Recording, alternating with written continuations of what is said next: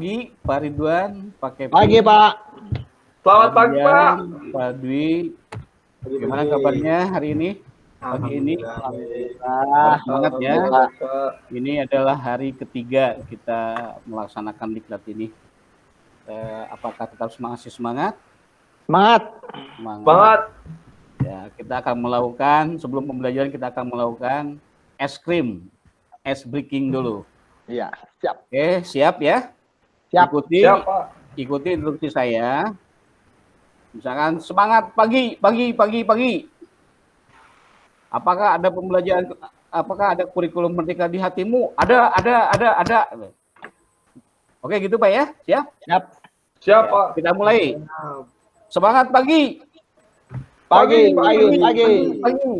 Apakah ada kurikulum merdeka di hatimu? Ada. Di mana itu? Di sini. Oke, terima kasih Pak. Aplaus untuk kita semua. Luar biasa sekali. Baik, Bapak-Bapak, kita masuk ke materi. Materi di hari ketiga itu adalah materi prinsip-prinsip dan asesmen. Mungkin Bapak-Bapak memiliki pengalaman yang luar biasa dibandingkan saya bagaimana melakukan asesmen di sekolahnya masing-masing. Mungkin ada yang memberikan masukan atau mau berbagi tentang pengalamannya selama Bapak mengajar. Apakah ada? Bagaimana melakukan asesmen? Ada tidak? Kalau di sekolah kami Pak, asesmen itu di awal Pak. Bukan sekolah kami sih, khususnya saya pribadi Pak, mencoba bertanya kepada siswa tersebut. Seperti itu Pak. Oke, luar biasa Pak Ridwan. Berarti asesmen di awal itu disebut dengan asesmen diagnostik ya? Diagnostik, betul Pak. Diagnostik itu tujuannya adalah asesmen untuk mengetahui sejauh mana pengalaman, wawasan anak didik kita yang akan kita berikan materi yang baru ini. Terus selain asesmen di awal, ada asesmen apa lagi Bapak-Bapak? Yang Bapak ketahui berdasarkan pengalaman? Asesmen formatif Pak. Asesmen? Formatif Pak. Formatif. Iya, apa betul itu? Pak. Kapan dilaksanakan asesmen formatif?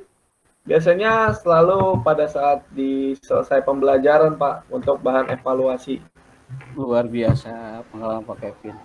Selain itu ada disebut dengan asesmen sumatif ya. Apa itu asesmen sumatif?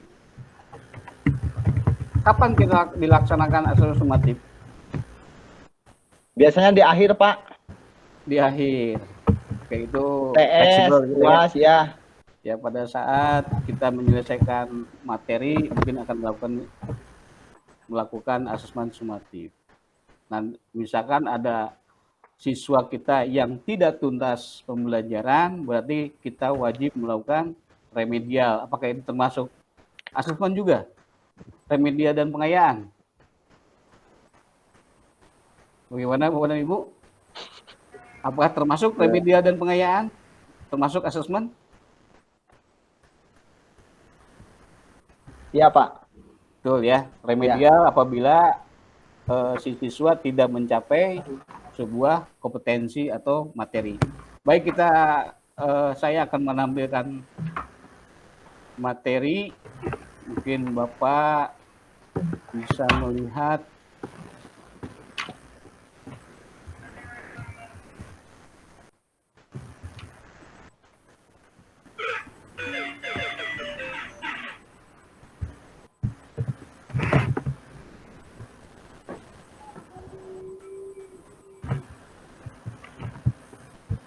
Bisa kelihatan Bapak? Ya. Bisa ya? Bisa Pak, bisa. Oke. Nah, tolong diperhatikan Bapak-Bapak. Nah, ini adalah prinsip asesmen yang akan kita pelajari yang sudah Bapak lakukan dalam penugasan LMS ya. Pada akhir sesi ini Anda akan memahami tentang 5 prinsip asesmen serta alur asesmen. Ya. Bagaimana Bapak Ibu selama ini melakukan asesmen? Tadi Bapak sudah menjelaskan berdasarkan pengalaman, asesmen itu bisa dilakukan di awal, di akhir pembelajaran, dan pada saat anak belum tuntas bisa dilakukan asesmen. Pertama-tama mari pelajari tentang prinsip ya, prinsip tentang 5 prinsip asesmen.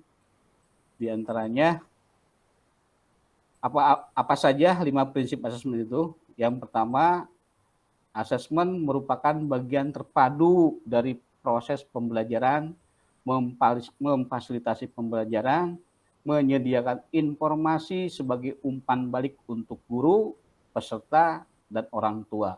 Ini adalah salah satu prinsip, merupakan prinsip asesmen itu adalah adanya umpan balik atau informasi sebagai umpan balik. Yang kedua adalah asesmen perlu dirancang dan dilakukan sesuai dengan tujuan. Tujuan pembelajaran kita itu apa, targetnya apa, itu harus sesuai. Yang ketiga, asesmen dirancang secara adil, valid, dan dapat dipercaya. Adil di sini, kadang-kadang ada beberapa guru melakukan asesmen atau penilaian itu melihat muka anaknya, dibayangi anaknya itu. Oh, anaknya seperti ini, wajar kalau dikasih nilai 5. Oh, anak ini baik, pasti wajar dikasih 6. Itu berarti tidak berperi keadilan. Valid berdasarkan hasil pekerjaan anak. Ya. Dan yang keempat, asesmen sebaiknya meliputi berbagai bentuk tugas, instrumen, dan teknik yang sesuai dengan tujuan pembelajaran yang ditargetkan. Yang terakhir, laporan kemajuan belajar dan pencapaian peserta didik bersifat sederhana dan informatif. Bahasanya mudah dimengerti oleh siswa, tidak berbelit-belit, dan sangat informatif. Inilah 5 prinsip asesmen. Nah, selain 5 prinsip asesmen, yang harus kita pahami yaitu adalah 5 prinsip pembelajaran. 5 prinsip pembelajaran yang pertama, pembelajaran dirancang dengan mempertimbangkan tingkat pencapaian peserta didik saat ini, sesuai dengan kebutuhan belajar, serta mencerminkan karakter dan pertimbangan mereka. Yang kedua, pembelajaran dirancang dan dilaksanakan untuk membangun kapasitas belajar peserta didik dan kapasitas mereka untuk menjadi pelajar sepanjang hayat, mendorong pengembangan kapasitas belajar. Yang ketiga, kegiatan belajar mendukung perkembangan kognitif atau pengetahuan pendidik secara berkelanjutan dan holistik. Yang keempat adalah pembelajaran yang relevan. Ilmunya relevan dengan zaman, dengan kondisi zaman, yaitu pembelajaran yang dirancang sesuai dengan konteks kehidupan. Yang kelima adalah pembelajaran berorientasi masa depan yang berkelanjutan. Nah, itu adalah 5 prinsip pembelajaran dan 5 prinsip asesmen.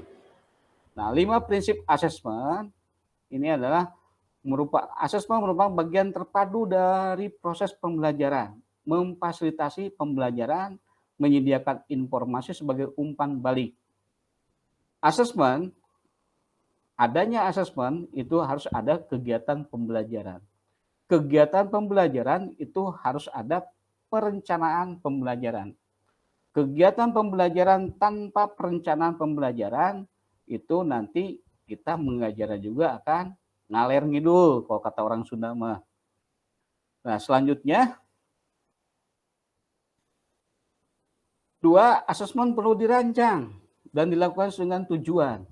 Asesmen dapat digunakan untuk mendorong proses belajar menjadi bagian dari pembelajaran, mengembangkan kemampuan metakognitif dan refleksi, menilai hasil belajar dan mengambil keputusan di akhir suatu tahapan, yaitu adalah asesmen sumatif yang tadi kita bahas. Menentukan kebutuhan belajar dan membentuk program pembelajaran individu peserta didik hasil dari asesmen diagnosis ya, mengacu pada capaian pembelajaran. Yang ketiga adalah asesmen secara adil, valid dan dipercaya. Asesmen yang berkeadilan berarti penilaian tidak menguntungkan atau merugikan. Yang tadi saya sampaikan, penilaian atau asesmen berdasarkan muka anak. Aduh, kasihan sekali anaknya kalau mukanya cemong ya, nilainya kecil ya.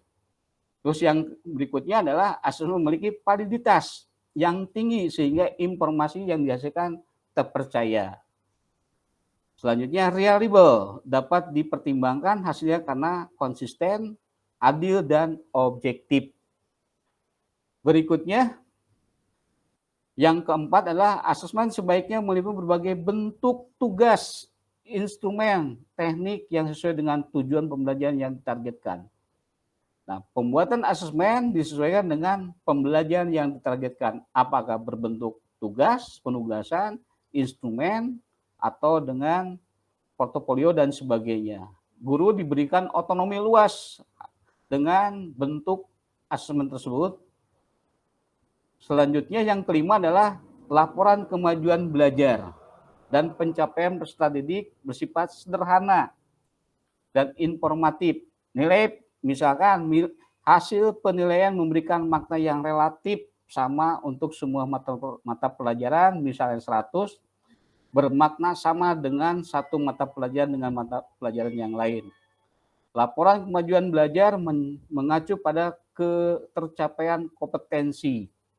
Asesmen mudah dipahami, memberikan informasi yang utuh bagi orang tua. Asesmen juga harus menjawab kebutuhan peserta didik dan umpan balik yang memotivasi. Berikutnya,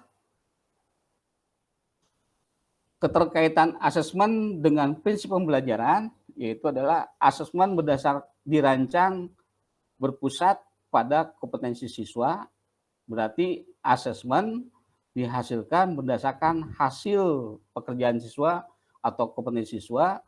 Peserta didik dapat melanjutkan ke kelas di atasnya sesuai dengan ketercapaian tujuan.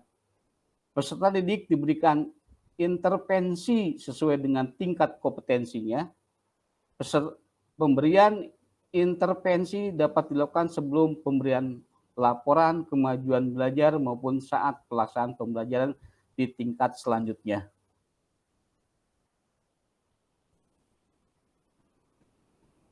Selanjutnya, keterkaitan asesmen dengan prinsip pembelajaran. Yang kedua adalah pembelajaran dirancang dan dilaksanakan untuk membangun kapasitas belajar peserta didik dan kapasitas mereka untuk menjadi pelajar sepanjang hayat. Yaitu menanamkan grow mindset, pola pikir bertumbuh, ya, harapan asesmen bisa membangun kesadaran bahwa proses pencapaian tujuan pembelajaran lebih penting daripada hasil akhir. Yang selanjutnya adalah yang ketiga, kegiatan belajar mendukung perkembangan kognitif dan karakteristik peserta didik secara berkelanjutan dan holistik. Peserta didik asesmen sebagai bagian dari pembelajaran mencakup kompetensi pada ranah sikap, pengetahuan, keterampilan yang saling terkait, menerapkan nilai-nilai yang sesuai untuk mengembangkan karakter dan kompetensi yang terkandung, dan profil pelajar Pancasila, sekuens pembelajaran yang logik dan relevan, menstimulasi kemampuan berpikir tahap tinggi.